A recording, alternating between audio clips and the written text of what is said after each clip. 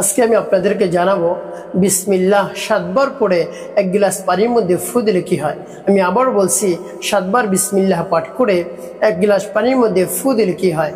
এই দামি গুরুত্বপূর্ণ আমলটা আপনি শিখে রাখুন, আপনার কাজে লাগবে। অনেক সময় দেখা যায় আপনি সমস্যার মধ্যে পড়ে যান, সেই সমস্যা সমাধানের জন্য অনেক হায়ুতাস করেন, তাড়াহুড়া করেন, তো সেই সমস্যা সমাধানের কোনো পথ খুঁজে পান না, বা যে সমস্যা আপনি পড়েন সেই সমস্যার সাথে সাথে দূর করা সম্ভব না। এই জন্য আপনি আমার দেখার নিয়ম অনুযায়ী দামি বহু দরকারি আমলটি আপনি শিখে রাখুন, অবশ্যই আপনি লাভবান হয়ে যাবেন, উপকৃত হতে পারবেন। তাই বিস্তারিত জানার জন্য এবং আমলটি শিখে রাখার জন্য ভিডিওটি শেষ পর্যন্ত দেখার অনুরোধ থাকবে। তো প্রিয় ভাই বোনেরা, এই আমলটি আপনি কখন কিভাবে করবেন এবং কোন নিয়মে করবেন এবং আমলটি করার ক্ষেত্রে আপনার কাছে কোন জিনিস রাখতে হবে, আমি সহজে বিস্তারিতভাবে অনেক সুন্দর করে আপনাদেরকে বলে দেব। আপনি অনেক সহজে অনেক দ্রুত অল্প সময়ের মধ্যে এই আমলটি আপনি করতে পারবেন। তো আপনি আমলটি করে অনেক আনন্দিত হবেন, তাই আপনি আমলটি শিখে রাখুন। তো প্রিয় ভাই বোনেরা, আমলটি আপনি কখন করবেন? আমলটি আপনি যে কোনো সময় করতে পারেন। তো আমলটি যখন করবেন আপনাকে পবিত্রতা অর্জন করতে হবে। আপনি যদি অপবিত্র থাকেন তাহলে আপনাকে অবশ্যই অজু করে পবিত্রতা অর্জন করতে হবে। তারপরে একটি পবিত্র স্থানে আপনাকে বসতে হবে।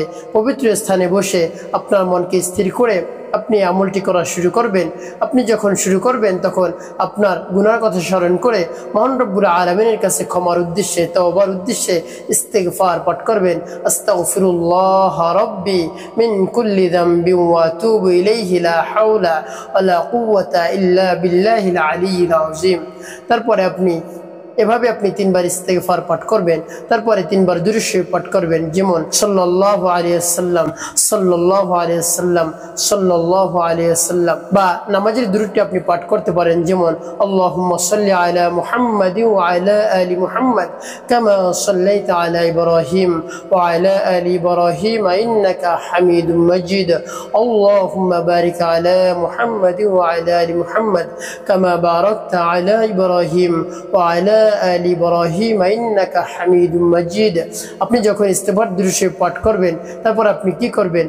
তো প্রিয় ভাই বোনেরা, একটি কথা বলতে ভুলে গিয়েছি, সেটি হলো আপনি যখন আমলটি শুরু করবেন আপনার সামনে একটি কাঁচের গ্লাসে আপনি এক গ্লাস পানি রাখবেন, একেবারে ফ্রেশ পানি, আর সেই পানিটা আপনি ঢেকে রাখবেন।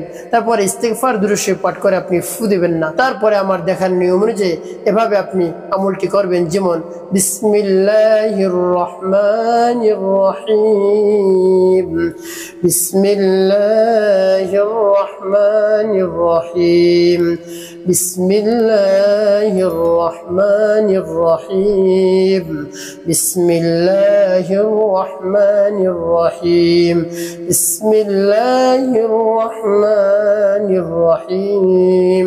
এভাবে 7 বার আপনি বিসমিল্লাহির রহমানির রহিম পাঠ করে 3টি ফু সেই পানির গ্লাসের মধ্যে দিয়ে দেবেন।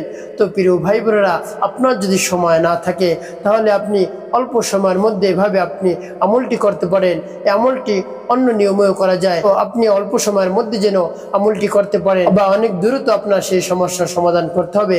এই জন্য আপনি এভাবে যদি আমল করেন, আল্লাহ রাব্বুল আলামিনের উপর পূর্ণ আস্থা রেখে, বিশ্বাস রেখে, ভক্তি রেখে, তাহলেও তাতেও কাজ হবে। তো এভাবে 7 বার বিসমিল্লাহির রহমানির রহিম পাঠ করে পানির গ্লাসের মধ্যে আপনি 3টি ফু দিয়ে দেবেন। তারপরে আপনি শেষে 3 বার দুরূদ ইব্রাহিম পাঠ করবেন, যেমন আল্লাহুম্মা সাল্লি আলা মুহাম্মাদিন ওয়া আলা আলি মুহাম্মাদ কামা সাল্লাইতা আলা ইব্রাহিম ওয়া আলা আলি ইব্রাহিম ইন্নাকা হামিদুম মাজিদ। আল্লাহুম্মা বারিক আলা মুহাম্মাদিন ওয়া আলা আলি মুহাম্মাদ কামা বারাকতা আলা ইব্রাহিম ওয়া আলা আলি ইব্রাহিম ইন্নাকা হামিদুম মাজিদ। এভাবে যখন 3 বার দুরূদ ইব্রাহিম পাঠ করা হয়ে যাবে, তারপরে পানির গ্লাসের মধ্যে আপনি আবারও 2টি ফু দিয়ে দেবেন এভাবে। তারপরে আপনার পানির গ্লাসটা ঢেকে রাখবেন।